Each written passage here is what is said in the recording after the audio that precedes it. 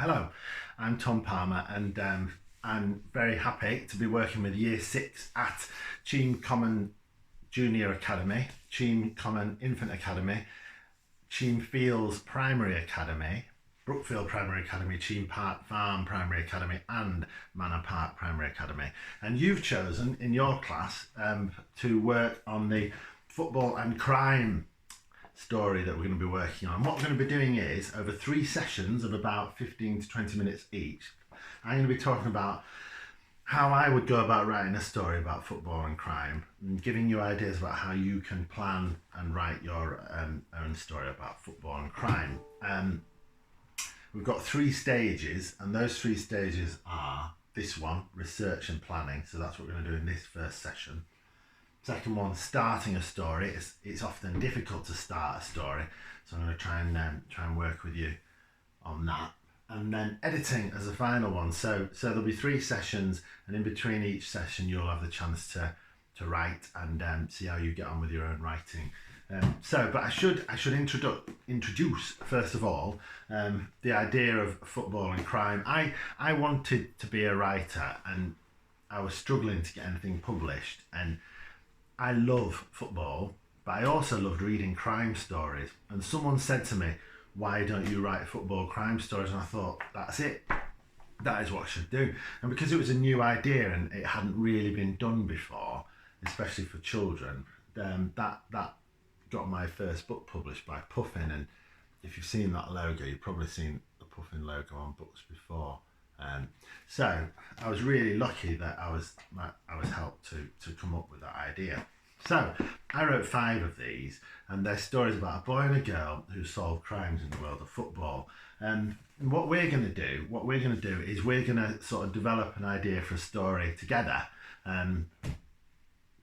where I'm going to show you how I would plan a story. So this is the structure I use to plan a story, and it's in 2 stages. The first is a spider diagram where I answer questions about the story idea I've got in my head, such as who, where, when, what, how, and why.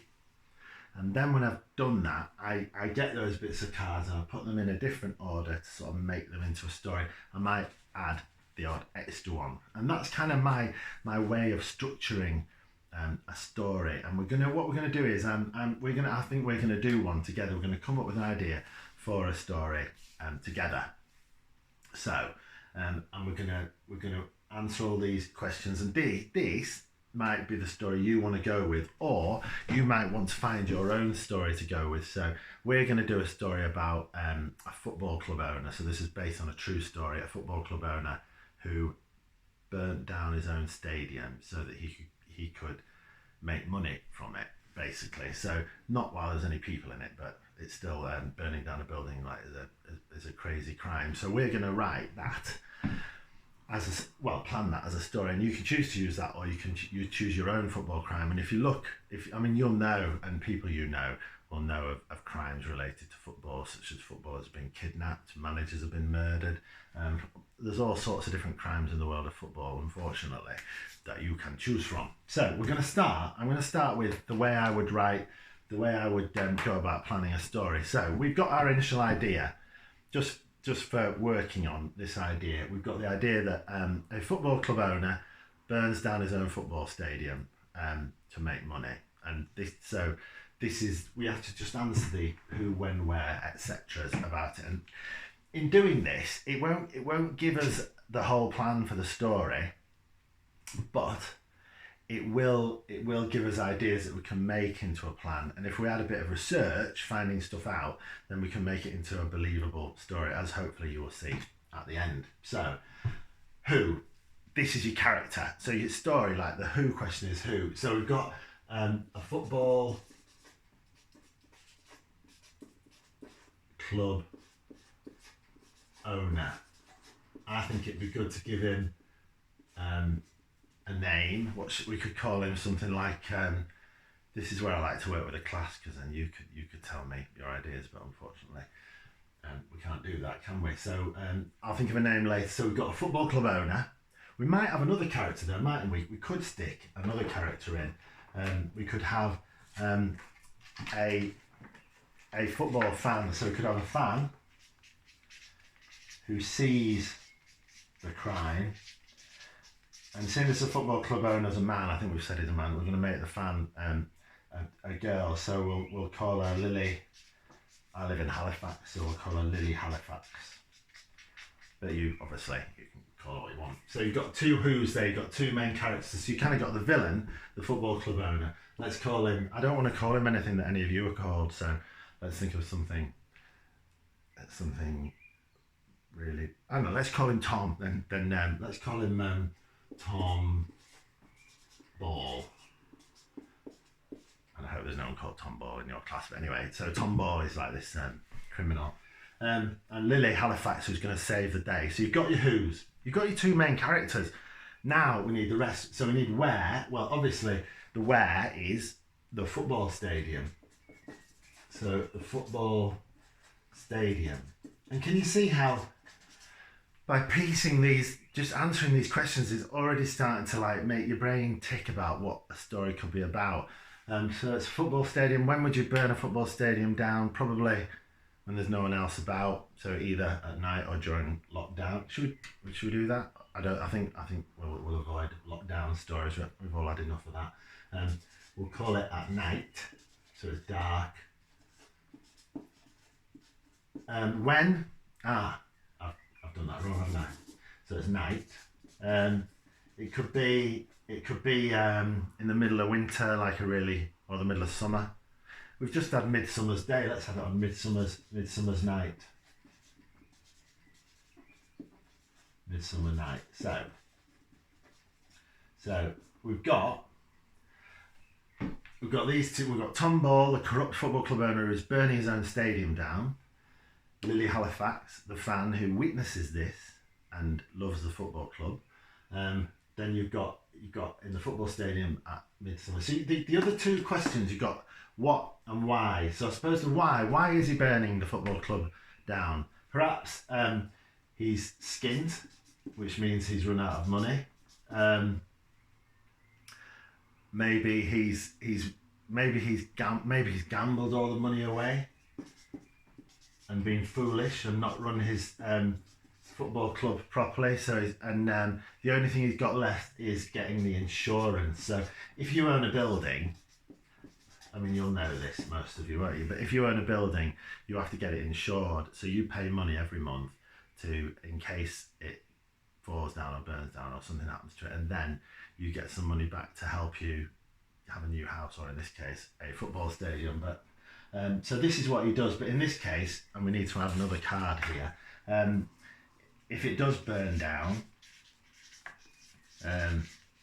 he'll just sell the land to make houses, and then he'll make even more money. So then we've got a really good why. He wants to burn the football club down because he just wants to make extra cash, which, there we go. It's quite realistic, isn't it, unfortunately? So we've got all those. We've got two more questions to answer. What happens next, I suppose? What next? So what next is Lily sees it. So this is how I do it. You can make it up as you go along. You can think of the things that I'm thinking, but obviously you can do your own things in your story, and you don't even need to do this as a storyline. So what Lily sees it. Maybe she lives from the top of a block of flats. She lives on the top of the block of flats. What does she do? It would be too easy if she could just call the police, wouldn't it? So she'll need to spy on him and then stop him. Right. So there we go. So we've got what happens. Lily sees Tom Ball trying to burn the football stadium down from the block of flats which overlooks the football stadium. She spies on him, and then she stops him. And you can leave it as a cliffhanger. Does it burn down or does it not? And we'll come to that a little later. How does she? I suppose how does she stop him? That's a good question, isn't it? Maybe, I don't know, so if he's trying to burn, you see, this is, I should be able to pause it now, but I'm not going to. I'm going to think on my feet. So and it's not always easy, so don't think your first solution is a good idea. It might be the second or the third. He's trying to burn the football stadium down, so he's probably going to use, I don't know, maybe he's going to use petrol and matches and stuff like that. Maybe she could play a trick on him, so she could replace petrol with water, and call, or she could live stream it, couldn't she, on social media.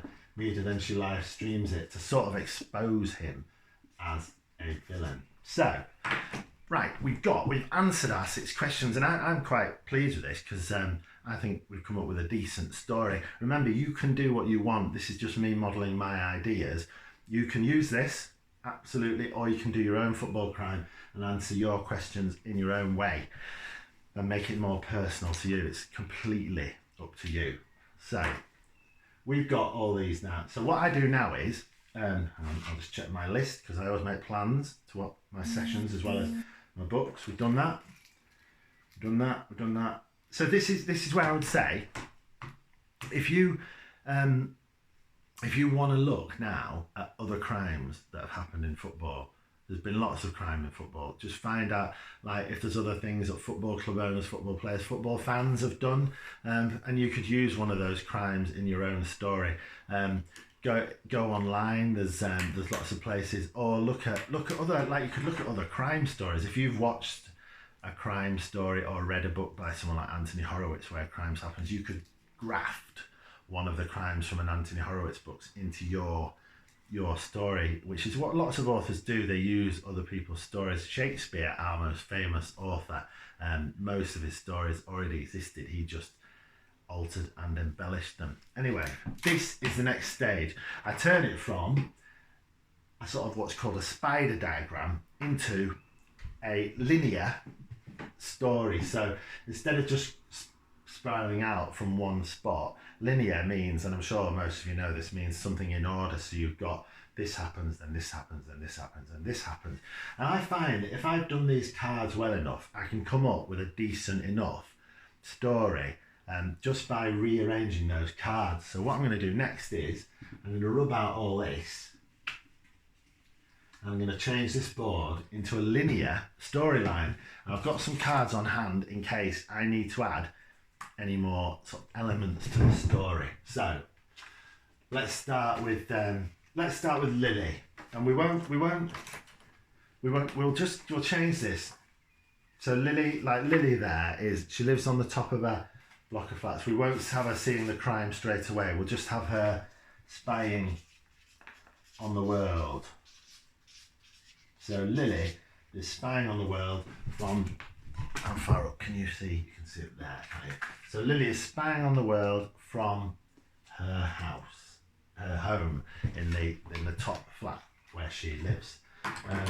She's overlooking, and this is, you can change the order as we go along. And the beauty of this is, because we've got it on cards, we can move them around. Whereas if we'd written this on paper, it wouldn't be as easy to move things from one place to another. So if you do it on cards, you can tell your story in the way that you want to tell your story to make it more interesting. That's my plan anyway. So you've got the football stadium. It's Midsummer's Night, so it's light until probably like 10:30, like it was a couple of nights ago.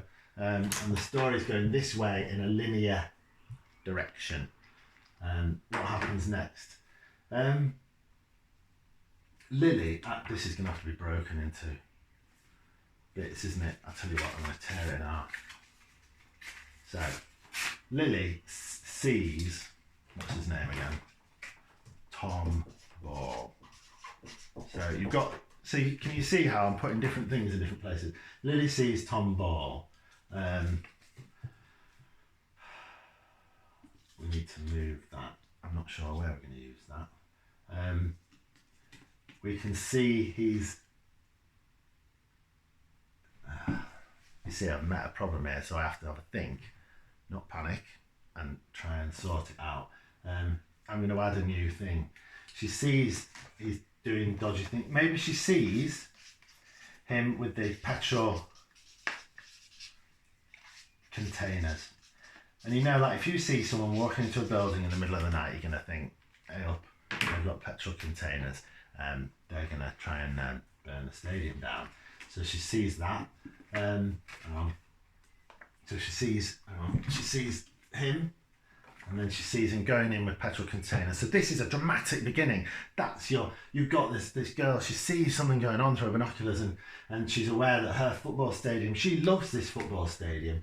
She loves her football club a lot, and she does not want to see it destroyed. So what's she going to do? She's going to spy on him. We've still got this here. She's going to spy on him, and then she's going to try and stop him. So we need to add another bit.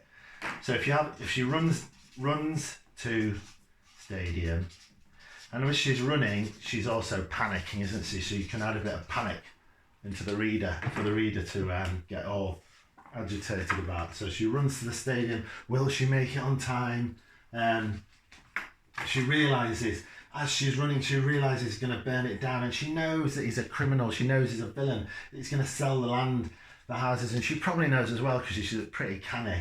She probably knows all this time while she's running, she's thinking he's skint, he's a gambler, he's after the insurance, he's going to sell it to make houses. That's what's going on. So she's, as a detective, she's worked out why he's doing. And then you've got all this fast-paced stuff. Then you slow it down, so slow, and you having her creeping in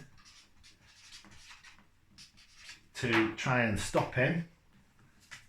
Oh, this is making sense. I'm quite enjoying myself. Anyway, she creeps in, so it's fast. So it's slow, fast, slow. So you're changing the pace of the story, which is always good. And she secretly replaces the petrol with water, and then she live streams him trying to burn the stadium down on a social media of your choice. So that is my story. So can you see how we've from creating that who, what, why, when, where, how, and then doing them on separate cards and then putting them in the right order, we've made a story. I'll just go through it again because I think this is a decent story.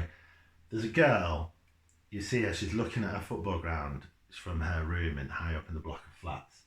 She loves this football stadium. She looks at it every night because she just loves it so much. It's midsummer night, so she can see it in the dark. Maybe she sees a fox walk across the pitch or something dramatic and lovely. And she sees Tom Ball, the owner of the football club, and she's like, what's he doing? Why is he there? He's a football club owner. Then she sees him get out of his car, some petrol containers, and she's clever. She immediately works out what's going on. She's got to stop him. She runs to the stadium in a frantic panic, sprinting down. Can she get down the steps? Can she get to the stadium to stop him? She doesn't phone the police because that's what you should do, really. But in a children's story, you can't really do that too soon because you wouldn't have all the excitement, I suppose. And while she's running, she's panicking because she knows he's going to burn the stadium down. She knows that he's doing it for the insurance and he's going to sell it for houses. And then suddenly she gets there. She's breathing and panting and gasping, but she creeps in. She replaces the water into the petrol somehow. You'd have to work out how that happens. And then she live streams him like trying to light it and pouring the water on it, and he is exposed as someone trying to burn down his football stadium. So that's it. That is how I would plan a story. It doesn't always work this well first time.